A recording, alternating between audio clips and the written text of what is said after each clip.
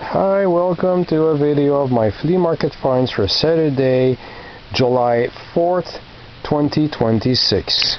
No vinyl records, but a lot of cool things. I plugged 2 holes and 2 wantless.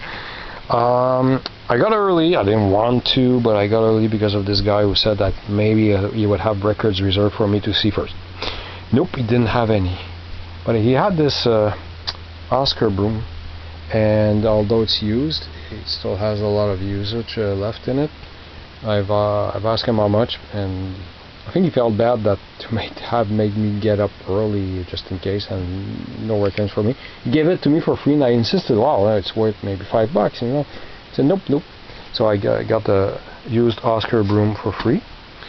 Then the seller across his table, across the aisle, the guy I like to call the spick and span, the guy who sold me that spick and span box. Well, he had 3 things for me. He had this still sealed box set of Marx Brothers collection DVDs, and it's like 5 DVDs, but there's 2 that have 2 movies, and it's on Warner Brothers.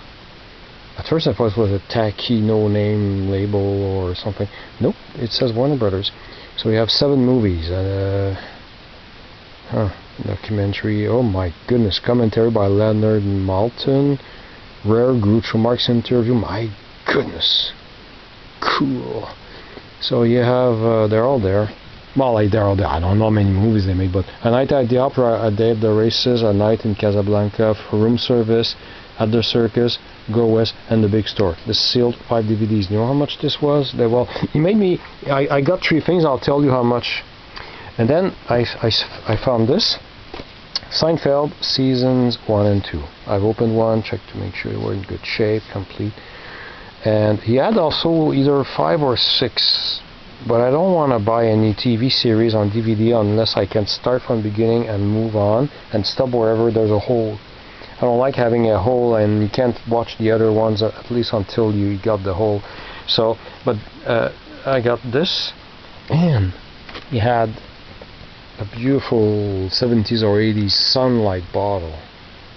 He gave me a Ziploc so it wouldn't spill in my bag. It's gorgeous. I don't know the year, but it used to be $1.97 back then. He had a second one, and I wanted to look closely to figure out which one was the older one. The other one, it ended right there, had a crack about here. When I pressed on I wanted to pick it up, it oozed soap all over my hand. Thank goodness I had two paper tissues in my pocket. Oh, I had soap all over my hand. So I asked him for those 3 items, the Sunlight, the Seinfeld seasons 1 and 2, and this thing, how much? So he counted out loud, just enough for me to hear. 5, 2, 1, $8. Paid $8. His helper kept getting more Seinfeld boxes out, and I explained to him, well, unless you find 3, I'm not interested in the other ones. He was taking, and eventually they were all there. So I lined them up. Season 3, 4, 5, 6, 7, 8, and 9. All there. Boom. Big stack. But then I've asked him how much. He said $3. He said, hey, whoa, here you made it for 2. He said 5, 2, and 1. You counted it out loud. No, there are 3. He said, well, here, and they said, no, that's done. It's so. Okay, and he said, how much? Well, it's 21. I can make it for 18. Okay, fine, 18. So it came to $2.57 each. Let's not forget there's perhaps at least, I don't know, 4 discs per box. And this, having this for $1, usually he says always between $3 and $5 for these old things, soap or containers of whatever it is, because it's full or half full or 3/4 full. So I got this for $1, so shut up and pay, man. You gotta thank the man. So I gave him $18, and now I have all the Seinfeld episodes.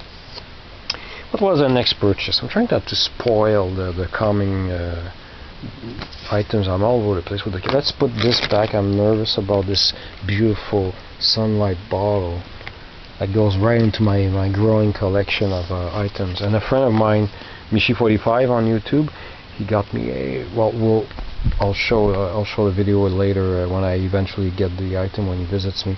He got me a great Libby's beans, brown beans can from my childhood. Exactly, I remember that label. Anyway, okay. After that, stop talking for nothing here.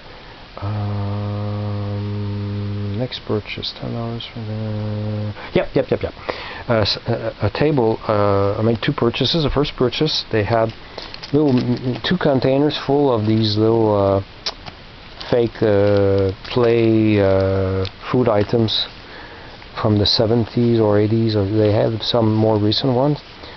Fortunately, whatever kid played with this would look up the price of the real thing in the store and scotch tape some prices. It will be a task to try to remove all these fake, all that scotch tape without ruining the boxes. They had several copies of each, but all of them had scotch tape prices on them. You see, this one was torn, unfortunately. But this side is good. I might already have this one, but I don't know in which condition. It might be exactly the same as one I already have. But I didn't want to take any risks, so we have Frosted Flakes. I think that was the only one. Corn Flakes. This I had when I was a kid. Pep. I think it was in those Kelbo packs. I don't remember ever my mom buying a box of Pep. But yep, it was rather tasty. Fruit Loops, but it's not Sam the Toucan Sam. It's this turtle. That will help date this thing. Sun-Maid. Del Monte fruit cocktail, and this is way more recent, but I don't know, I decided to get it.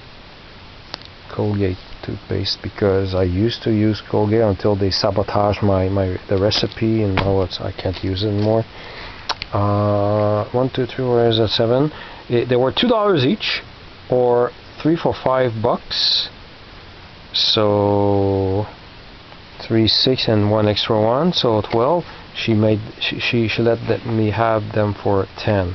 Then she had several rare Fisher-Price toys in various conditions. I left behind a how is it called? I wrote it here. She had a Happy Hoppers, but it was in pretty rough shape. Plus, no direct family memory, because none of my cousins had this toy. So I left it behind. It was $15, and she had one of those little wind-up radios with a strap, and you crank it and it plays one song with something that displays really slowly. It was Raindrops Keep Falling on My Head. She wanted $10 for it. I left it behind. I already have other pocket radios like that with other songs. But she had this. This is the this wrong side here. I can't see the Fisher-Price Chug-Chug. This was made between 1964 and 1969. And there was this caboose. Well, this middle part. Unfortunately, the lithograph inside is completely gone. Half of the one here is gone. Here we still have that one. And we have 2 locomotives. It came with 2. There was an extra locomotive. Couldn't pick just one, because this one, the lithographs are in better shape than the other one that has some moisture or brown spots. But this one has the cord, and this was not part of the toy. I think the mother did that for the kid. But it has the string. So she asked $15 for that. I said yes. I've been looking for this for 30 years, which is the time I've started going to yard sales, garage sales, charity bazaars. And I've never seen it. My cousin Benoit had one. He's 4 months older than me, and when I used to visit his family, my uncle, aunt, and his brother and him, I would play with this thing. It connects with magnets, so you have to put different colors, otherwise it repulses each other like little magnets. So there we go. What drove me nuts for a while is that I thought I was missing some items, until I looked it up on the web. It's actually just 3 parts. My brain won't accept that. In my memory, it was a much longer toy. I have no idea why. but I'm convinced it had more than that. It might be because I got over the years confused with the Fisher-Price Circus train that had more than just 3 items, but it's a completely different toy. It had plastic hooks and not magnets. I know because I have the Circus complete in its box. So I'm really happy to get this despite the damages, the missing lithograph, for $15, considering I never ever see it. Never. So I don't know how rare it is, but around my parts I never see it, so pretty cool. And after that, what did I get and how long are we doing here? I got this cool toy, and then I got, what did I get? 10 piastres, 15 piastres. Then, yeah, I already mentioned the toys I did not take. What the hell did I write? I can't read myself. Oh yeah, a guy, a seller that I meet every week said that he has 5,000 records he just got. In the next few weeks he will call me to be the first one to check them. I won't brag yet until it happens, because it's one thing to promise it or say it, but it's another thing to... Okay, what did I... Oh, the next item. Well, it was inside this little net bag with a zipper that's very hard to use. I might throw this out. Oh, I knew exactly what that was. I asked him how much. He said, well, the 2 for $15. I said, I only want one. Of course, I picked a nicer one. I shouldn't put this directly on my bed. So he said, well, I don't want to split them. So 12 for both. So I said, okay, here's $12. I couldn't believe it. I might eventually, if I can get my hands on a proper 16mm projector, this will be very helpful. In case you don't know what this is, these are 16mm split reels. So the way they work, and I studied film animation in the 1990s at Concordia University in Montreal, so our classroom's projector, a double system projector, had those. Actually, was it a double system projector or just a regular projector? Might have... I don't remember. No, I don't think it was I don't remember if it was a double system projector or just a regular projector, and we only would look at our rushes, just the images. I can't remember. Anyway, so the way it works, there we go. So this opens up. It says here to open turn, and you take out the core here, the plastic core. It says Kodak. I have all my material from the 4 years I studied animation. All my student films are on these cores. Remember putting those on the Steinbeck, I never knew how to pronounce it, Steinbeck editing tables. And you would have your work prints on these. You would have your mag film as well. And when you wanted to just play your work print on a projector, you put it there, and there you go. You just screw this up, and boom, ready to go on a projector. The square hole. Some guy had one maybe a couple of years ago, 2-3 years, and he wanted an outrageous amount of money for the reel. I don't remember if he wanted $30 or something crazy like that. I was convinced he didn't even know what it was. So $12 for both. Yes, even if I never use them, but I know now if I get my hands on a 16mm projector, I can play anything I have, as long as it's double spliced. Don't make the mistake of putting a word print that's single spliced on a projector. It will break. And okay, so $12 for that. That's pretty cool. And what else? Split reel. Oh yeah. Some table had some collectibles and some Coca-Cola items, and I saw this, and I like that pudgy bear. That's probably expensive. And it went a bit weird, because I've asked him how much, and he told me a number, but I wasn't sure I heard right. I thought I heard 5, but I don't know if it's 5 he said, or I'll never know. Then I mumbled something about the reason I wanted it is not even because I collect Coke, but because I like the bear. And he said, you can have it for $2. Okay, gave him $2. Make sure that, and you see, it's a nice card. I didn't count if it was complete, but it probably is 1997, just like the bear. So because it's Coke and a lot of Coke things, so $2 for that. I was pretty glad. In the meantime, my friend Coffee found me, and he brings me luck. Sometimes I bring him luck. So it was a table with a bunch of CDs, $2 each, 3 for $5, and it was a good selection. And he had some Plume de Traverse CDs.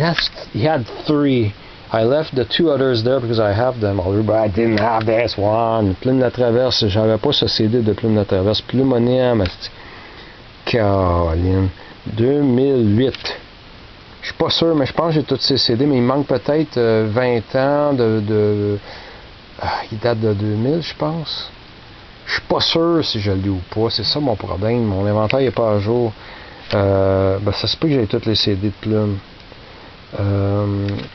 Fait que il y avait aussi Henri Salvador, une compilation double.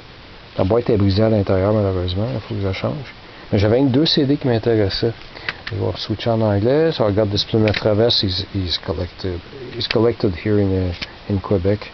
His vinyl records are very expensive because they were never really properly re-released. This is a much later album, 2008 on CD, but I think this was the last CD I was missing, but I'm not sure. I do know I have his 2016 CD. I played the whole thing today. It was very, very good. Double compilation of Henri Salvador. So like I said, $2 each, 3 for $5.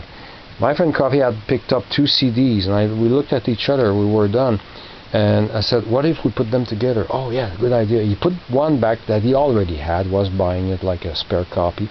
So I paid $5. He gave me back $1.65. So it comes to $1.67.5 each. So for this one was worth $5 easily. I would have paid $5 just for that one. And finally, at another table, Coffee was getting a whole pile of comic books for $1, and my goodness. And he had a few comic books, but none for me. But he had 2 of these Dargo size 22. I switch to French here. Fait que, il y avait 2, juste ces 2-là. 2 petites bandes dessinées, 16-22, je pense que ça doit être 16 cm par 22 cm si je ne m'abuse. Puis mon oncle, un de mes oncles restait pas loin de chez nous, le temps qu'il restait chez ma grand-mère. Ma grand-mère restait pas loin de chez nous, pas très longtemps, une couple d'années. Fait que des fois j'allais faire un tour, puis mon oncle avait plusieurs de ces achille-talons-là dans ce format-là, puis il y avait ces 2-là. Fait que je les ai achetés comme souvenir.